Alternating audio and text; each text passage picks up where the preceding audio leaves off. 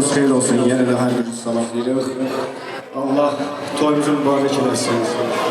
İnşallah Şəhriyar qardaşım böyük toyuna gələk. Cəmi balaların toyuna gələk. Allah hər birinizə övlad toyu qismət eləsin. Biz də gələk, dəyərli musiqiçilərimizlə Şaiq qardaşımıza bir alqışlayaq. Aşıq Şaiqi, mənim dostum qardaşım mənim.